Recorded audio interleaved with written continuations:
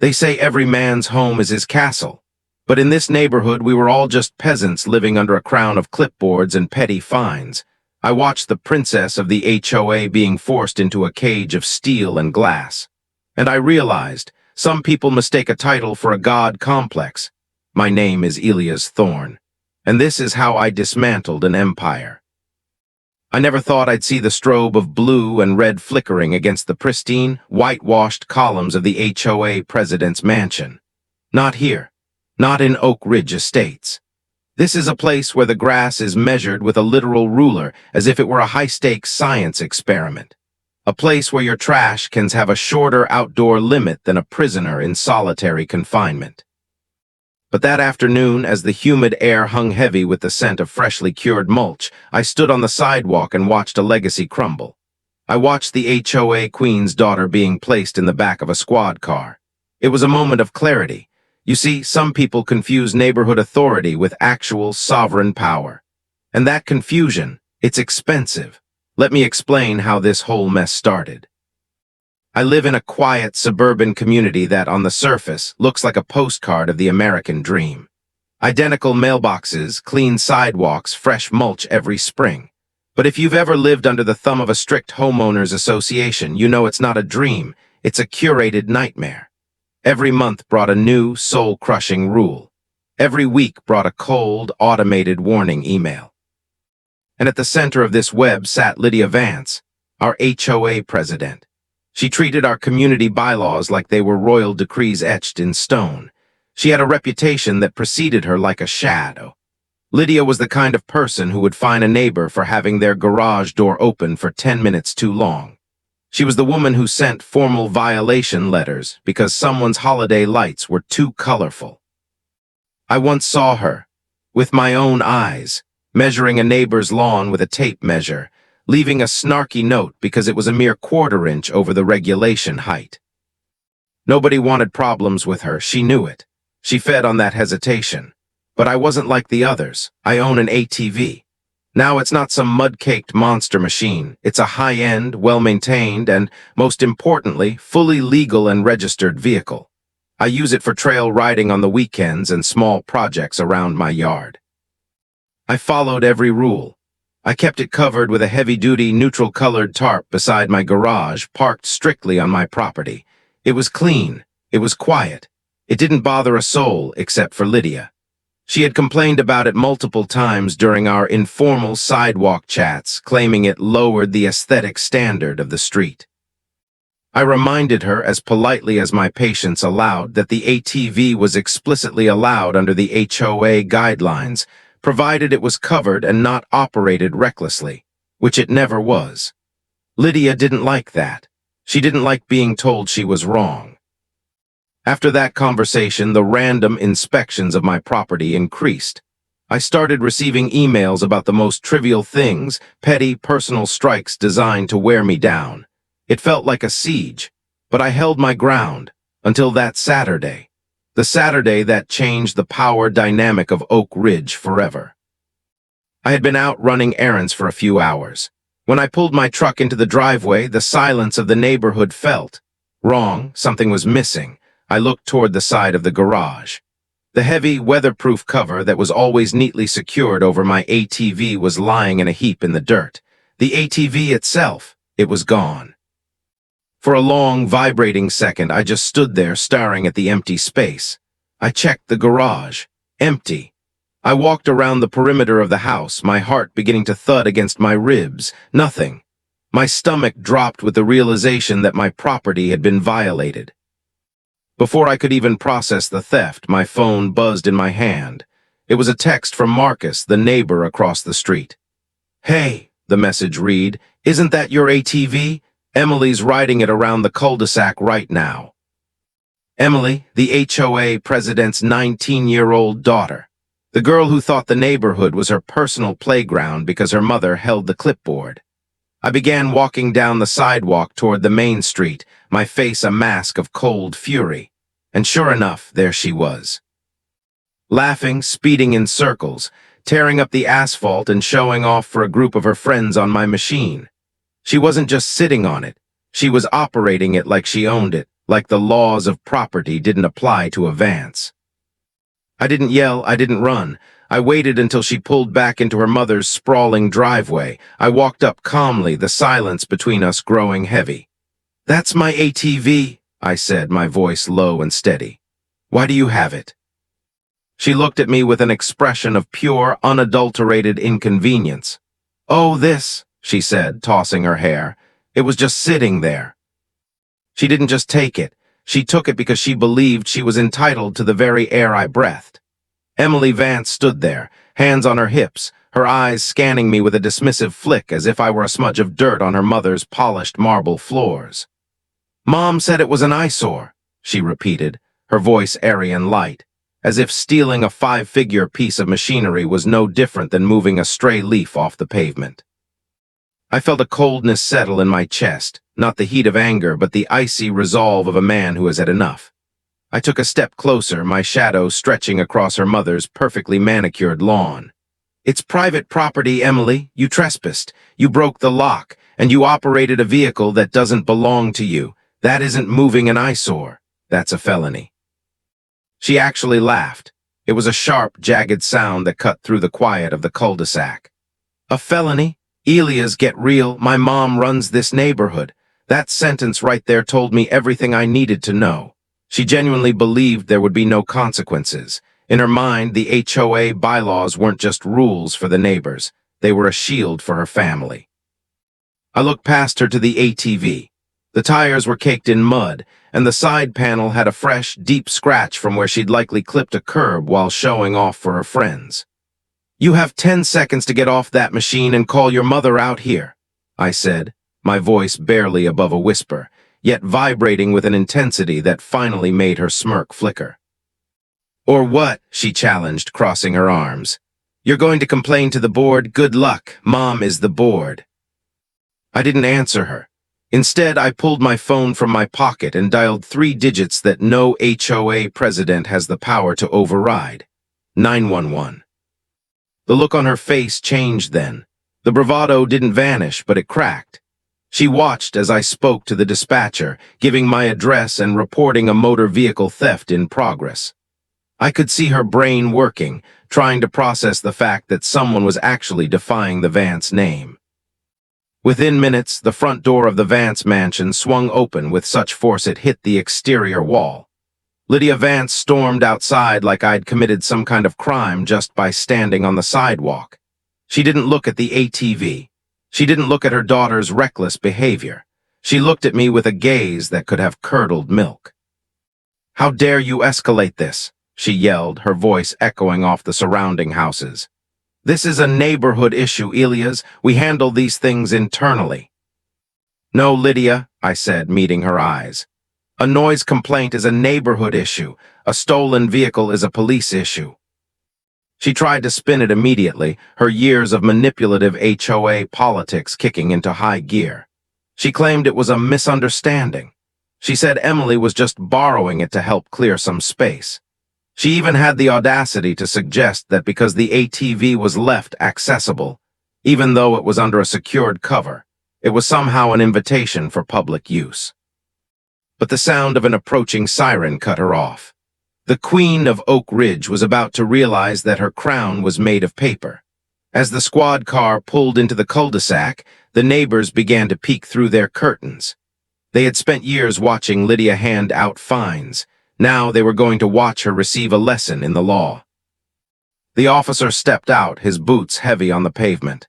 He didn't look at Lydia's HOA badge. He didn't care about the aesthetic standards of the street. He looked at the machine, he looked at Emily, and then he looked at me. "Is this the vehicle, sir?" he asked. "It is," I replied, "and I have no intention of dropping the charges." Lydia stepped forward, her face a mask of fake professional concern. "Officer, I'm sure we can handle this without all the drama. My daughter was just—" "Ma'am," the officer interrupted, his voice flat and unimpressed. "Did she have permission to take the vehicle?" Silence fell over the driveway. Emily looked at her mom, then back at the officer, the confidence finally draining from her face. The silence in the driveway was heavy, suffocating even the sounds of the evening cicadas. Lydia Vance stood frozen, her mouth slightly agape, waiting for Emily to deliver the lie that would save them both. But Emily was young, and for the first time in her life, she was staring at a man who wasn't intimidated by her mother's social standing. She hesitated, her eyes darting toward the squad car, then back to the officer's stone-cold expression. "I thought it was okay," Emily stammered, her voice losing its edge. "Mom said it was an eyesore. I thought we were just moving it." Lydia stepped in immediately, her voice sharp with a practiced authority. "Officer, as I said, we will handle this internally within the HOA. It was a misunderstanding of community property guidelines." But Officer Miller didn't even look at her. He kept his eyes locked on Emily. "I didn't ask about the HOA, ma'am. I asked if you had permission from the owner of this vehicle to operate it." Before Lydia could interject again, Miller held up a hand. "I need to be very clear with you both. HOA authority does not, and I mean never, override state law. Taking a registered motor vehicle without permission is theft. Period." The confidence drained from Emily's face, so fast it was like watching a ghost appear in the middle of the driveway. Lydia's hands began to shake, not from fear, but from the realization that her queen status was being stripped away in front of the very neighbors she had spent years terrorizing. "This is ridiculous," Lydia spat, her face turning a deep shade of crimson. "It's a neighborhood matter. You're going to arrest a college student over a borrowed machine." "It wasn't borrowing, Lydia," I said, stepping forward. "And it wasn't a misunderstanding, it was a choice." That's when Marcus, my neighbor from across the street, walked toward us. He wasn't just a neighbor. He was a man who had spent 3 years documenting every time Lydia measured his grass or fined him for his unauthorized bird feeder. He was holding his tablet, and the glow from the screen illuminated a smirk that had been 3 years in the making. "Officer," Marcus said, his voice cutting through Lydia's protests, "I think you'll find my security footage quite illuminating. It's 4K night vision enabled. Though at 1:00 p.m. today, the sunlight was more than enough to capture everything." Lydia turned on him, her eyes wide with a new kind of panic. "You're not allowed to film the street, Marcus. That's a privacy violation. I sent you a notice about those cameras last month." Marcus didn't even blink. "The cameras are on my property, Lydia, and the crime took place on Elias' property. Both are perfectly legal to record." He handed the tablet to Officer Miller. We all stood there, a silent, tense circle as the video began to play. The footage was crystal clear. It showed Emily and one of her friends walking onto my property at exactly 1:14 p.m. It showed them laughing as they struggled with the heavy, weatherproof cover. It showed them dragging the cover into the dirt, not folding it, not moving it, but discarding it like trash. The video didn't stop there. It showed Emily pulling a set of tools from her pocket. She wasn't just finding it, she was prepared. She had learned how to bypass the ignition. The footage captured the moment the engine roared to life and the sheer, malicious joy on her face as she pushed the machine down the driveway before tearing off into the street. "It wasn't a misunderstanding," I said, my voice cold. "It was deliberate." Officer Miller watched the video twice. He looked at the time stamps. He looked at the faces. There was no room left for borrowing. There was no room for internal HOA handling. This was a premeditated act of criminal trespass and grand theft. He handed the tablet back to Marcus and turned toward Emily. The girl who thought she was untouchable suddenly looked very small. "Emily Vance," the officer said, his voice echoing in the silent cul-de-sac. "Turn around and place your hands behind your back." The princess froze. Lydia let out a shriek that sounded more like a wounded animal than a community leader. The handcuffs came out, the cold steel clicking into place with a sound that signaled the end of the Vance era. The sound of the first ratchet click was like a gavel striking the pavement of Sterling Drive. It wasn't just metal meeting wrist. It was the sound of a decade of unchecked power shattering into a million jagged pieces. Emily Vance, the girl who had spent 19 years believing the world was a menu, and she was the only guest, let out a gasp that sounded more like a choked sob. "Mom," she shrieked, her voice cracking as the reality of the cold steel sank in. Do something, tell him who you are. But Lydia Vance was currently a woman possessed. The sophisticated, composed queen of the HOA had vanished, replaced by a frantic, trembling mess of a woman who was realizing that her clipboard held no authority over a police officer's badge. She lunged toward Officer Miller, her fingers clawing at the air as if she could physically snatch the handcuffs off her daughter's wrists. "You are making a monumental mistake, officer," Lydia screamed, her voice reaching a pitch that made the neighbors on their porches flinch. "I know the mayor. I've sat on city planning committees. I will have your badge for this. This is a civil matter, a neighborhood disagreement. You cannot arrest a girl for a misunderstanding about a motorized toy." Officer Miller didn't even blink. He didn't raise his voice. He simply adjusted his grip on Emily's arm and moved her toward the open door of the patrol car. "Ma'am," he said, his voice as cold as the North Atlantic, "your daughter didn't have a misunderstanding. She committed grand theft and criminal trespass. The footage shows premeditation. Now step back or you'll be joining her for obstruction." Lydia froze. The threat of the same steel touching her own skin was the only thing that could silence her. She stood in the middle of her manicured lawn, her expensive silk blouse damp with sweat, watching as her only daughter was folded into the back of a squad car like a common criminal. But the real shift wasn't happening in the driveway. It was happening on the sidewalks. For years, the residents of Oak Ridge had lived in a state of quiet, simmering fear. They had paid the fines. They had measured their grass. They had hidden their lives behind closed curtains to avoid Lydia's wrath. Now, for the first time, they weren't hiding. I looked around and saw Mr. Henderson from 3 doors down, a man who had been fined $500 for having non-regulation porch furniture, standing on his lawn, arms crossed, a grim look of satisfaction on his face. I saw Sarah Miller, the woman whose holiday lights Lydia had called tacky in a public email, filming the entire arrest on her phone with a steady hand. The aura of invincibility that had protected the Vance family was gone. It had been replaced by the cold, hard light of accountability. Word was already spreading. Phones were buzzing in every house on the block. The untouchable Lydia Vance was watching her world burn, and the fire had been started by her own daughter's arrogance. As the squad car began to pull away, the red and blue lights illuminated the faces of the neighbors who had gathered at the edge of the cul-de-sac. There was no cheering. There was no shouting. There was only a heavy, profound silence, the kind of silence that follows the collapse of a long-standing tyranny. Lydia turned her gaze toward me. It wasn't a look of regret. It was a look of pure, concentrated venom. "You've destroyed everything, Ilias," she hissed, her voice low so the officer wouldn't hear. "You think you've won? I'll spend every cent I have to make sure you never have a peaceful night in this neighborhood again." I looked at her, really looked at her, and realized I wasn't afraid, not anymore. "I didn't destroy anything, Lydia," I said, my voice steady.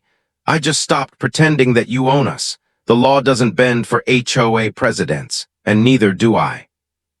I turned my back on her and walked toward my garage to retrieve the cover for my ATV. The Queen was left standing in the dark, and for the first time since I'd moved to Oak Ridge, the neighborhood felt quiet in a way that actually felt like peace. But as I reached for the tarp, I saw something Lydia hadn't noticed yet. Marcus was still standing there, holding his tablet, and he was scrolling through a series of folders labeled Lydia's financial records. The arrest was just the beginning. The real storm was still on the horizon. Lydia Vance had spent years building a fortress out of fear, but she had forgotten one thing. A fortress is only as strong as its foundation. And her foundation was built on the silence of people who were tired of being stepped on. As the squad car's taillights faded into the distance, that silence didn't just break, it shattered. I stood by my garage, shaking out the heavy-duty tarp that Emily had tossed into the dirt like a used rag. I could feel Lydia's eyes on me from across the street. She was still standing on her lawn, a solitary figure under the glow of her expensive LED landscape lighting that she had once fined a neighbor for not having. She looked like she was waiting for me to apologize, for the world to reset, for her power to return with the sunrise. But the sunrise was bringing something she wasn't prepared for. Marcus walked over to me, his tablet still glowing in the twilight. "It's not just the ATV, Elias," he whispered, his voice vibrating with a dark excitement. "When I was setting up my cloud storage for the cameras last year, I accidentally synced into the neighborhood's public administrative folder. Lydia never secured the permissions. She thought no one was tech-savvy enough to look." He turned the screen toward me. It wasn't just a list of fines. It was a ledger of selective enforcement that bordered on criminal. There were records of convenience fees paid by her friends to ignore unapproved extensions and expedited processing costs that never made it to the official HOA bank account. She hadn't just been a tyrant, she had been a profiteer. By Monday morning, the atmosphere in Oak Ridge had shifted from quiet to electric.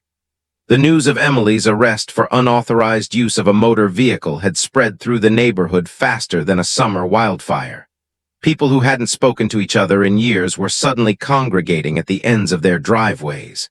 The whispers were no longer about the weather or the height of the grass. They were about the audit. I headed to the local coffee shop, and the moment I walked in, the room went silent. Then Mr. Henderson, the man Lydia had harassed for his porch furniture, stood up. He didn't say a word. He just nodded at me. Then Sarah Miller did the same. One by one, the people Lydia had spent years intimidating were acknowledging that the spell was broken.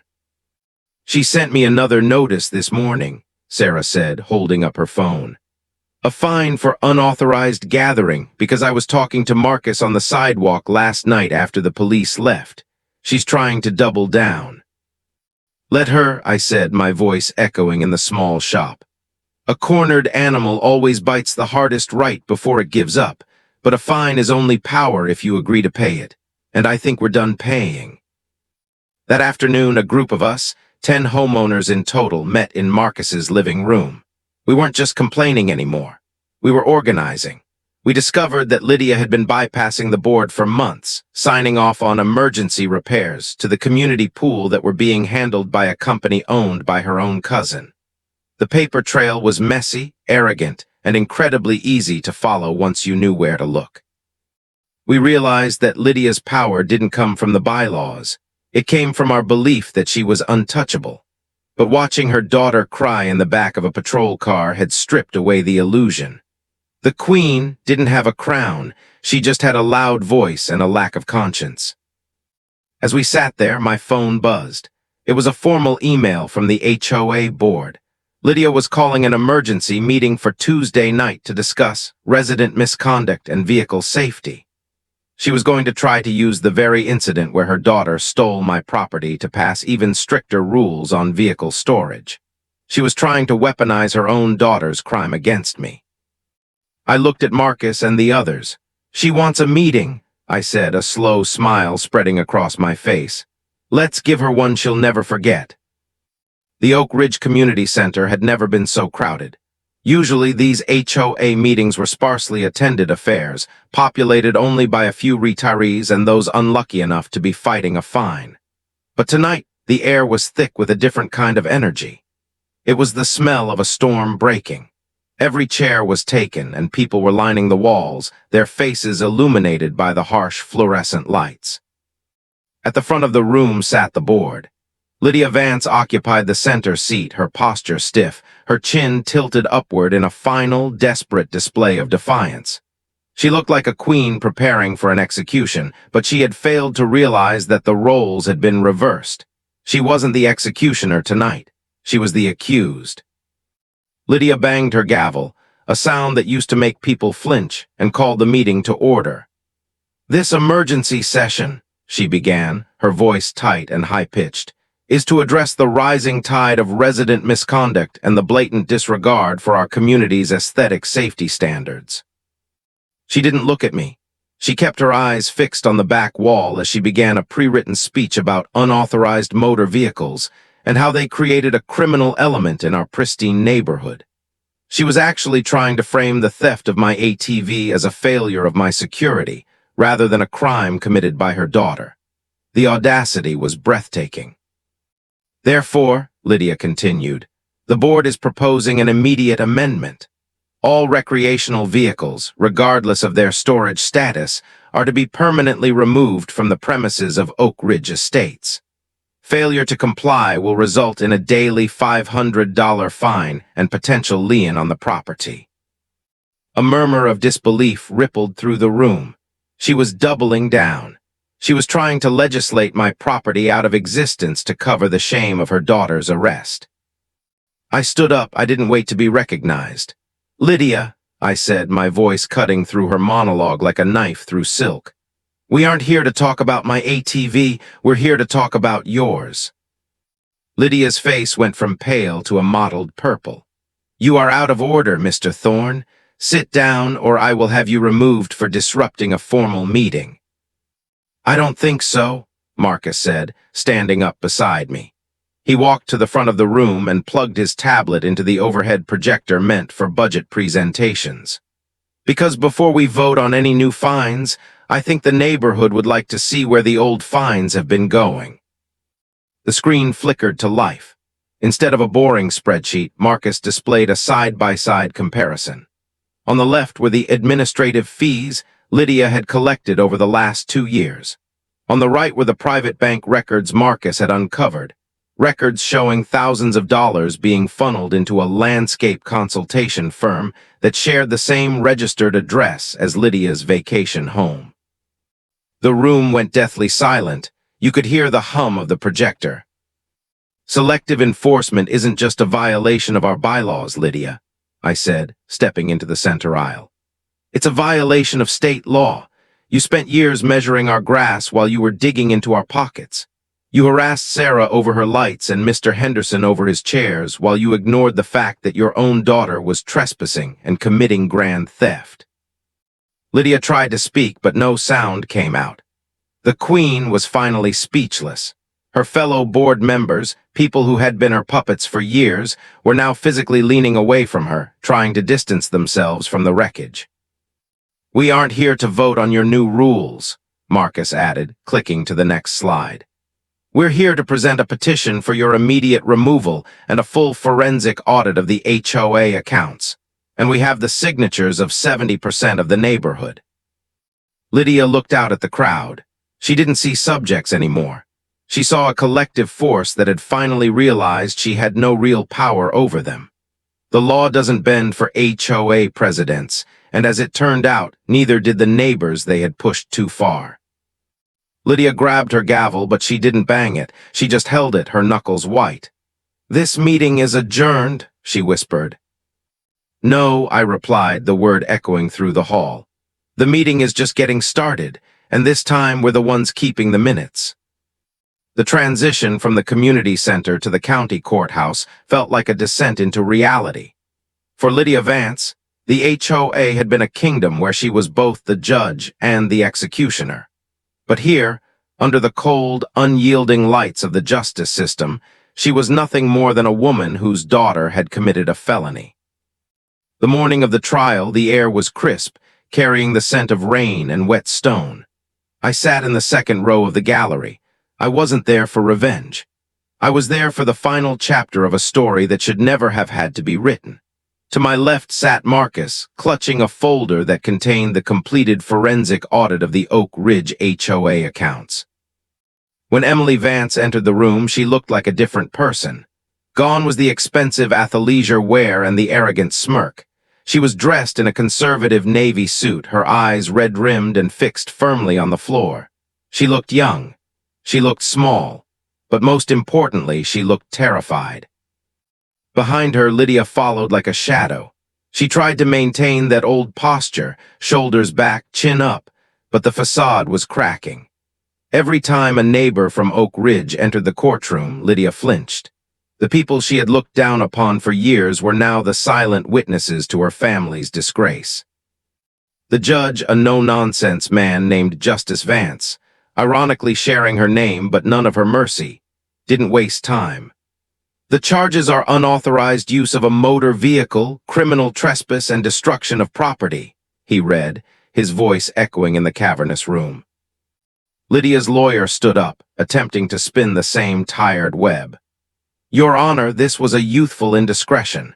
A misunderstanding between neighbors in a highly regulated community. My client's daughter was simply... "I've seen the footage," the judge interrupted, his voice like a gavel strike.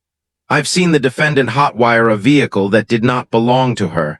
I've seen her operate it with a reckless disregard for the safety of others on a public road. This wasn't a misunderstanding. This was a theft." Lydia let out a small, strangled sound in the back of the room. I didn't look back at her. I kept my eyes on Emily. I saw the moment the reality hit her, the moment she realized her mother's title couldn't protect her from the penal code.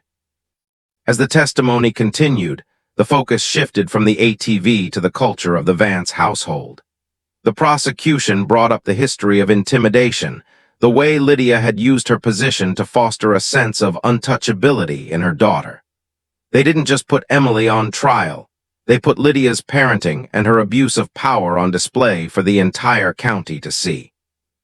Then came the moment that truly ended the Vance dynasty. During a recess, the HOA's legal counsel approached Lydia in the hallway. I was standing near the water fountain and heard every word. "Lydia," the lawyer said, his voice low and urgent. "The audit Marcus turned over. It's been referred to the district attorney's office. They're looking at degree embezzlement. If I were you, I'd stop worrying about Emily's community service and start worrying about your own freedom." Lydia's face didn't just go pale, it went gray. The weight of a decade of corruption was finally crashing down. The Queen of Oak Ridge wasn't just losing her daughter to a criminal record. She was losing her legacy, her home, and her future. When court resumed, Emily pleaded guilty. The sentence was swift: 250 hours of community service, $5,000 in restitution for the damage to my machine, and a permanent mark on her record. But the real sentence was the look of total defeat on Lydia's face. As we walked out of the courthouse, the sun was breaking through the clouds. Marcus looked at me and tapped the folder in his hand. "The board meets tonight, Elias. They're voting on the formal expulsion of the Vance family from the association. It's over." I took a deep breath of the cool air. The machine was fixed, the law was upheld, and the neighborhood was finally free. The end of an empire doesn't usually happen with a bang. It happens with the quiet sound of a moving truck's ramp hitting the pavement. 2 weeks after the trial, that was the only sound echoing through our cul-de-sac. Lydia Vance, the woman who had ruled this neighborhood with a clipboard and a scowl, was packing her life into cardboard boxes. The Queen had been officially ousted from the board in a unanimous vote that took exactly 3 minutes. But the social expulsion was even more absolute. People didn't just stop following her rules, they stopped seeing her. When she walked to her mailbox, neighbors who once scurried away now stood their ground, looking right through her as if she were a ghost haunting her own driveway. I stood on my porch, watching the movers carry out a massive, ornate mirror, the kind of mirror a woman like Lydia would use to convince herself she was still in control. It was over. The audit Marcus had spearheaded had revealed enough financial irregularities that the HOA's insurance company had pulled their coverage. Lydia was forced to settle with the board to avoid further criminal prosecution for embezzlement, and that settlement meant selling the house she had used as a throne.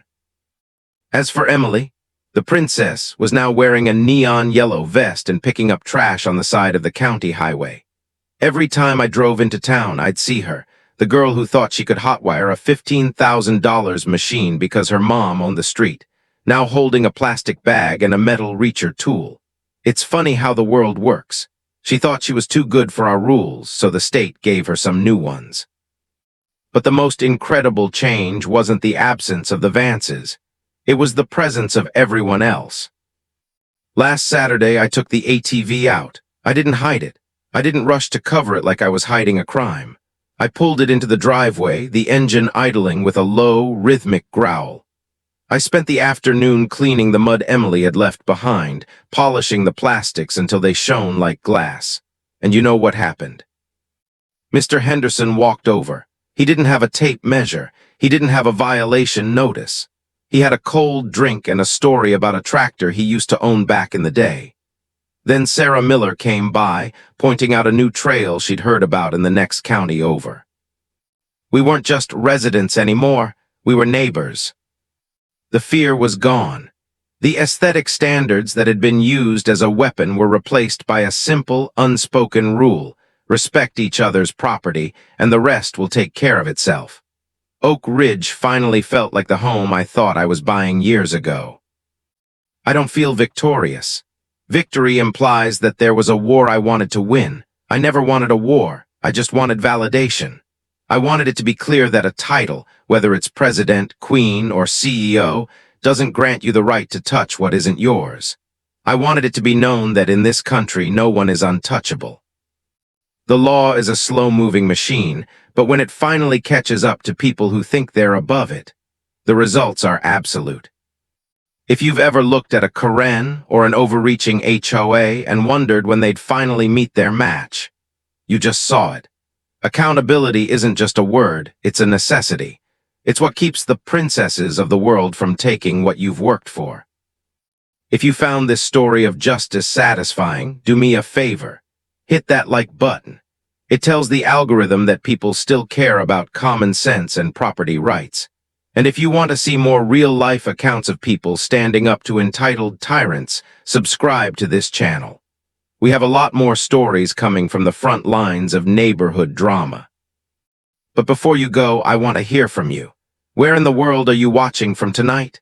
Drop your city, your state, or your country in the comments below. I read every single one, and I want to know where the people who believe in justice are standing. My name is Elias Thorne, and remember, the walls have eyes, but now they're watching for the right reasons.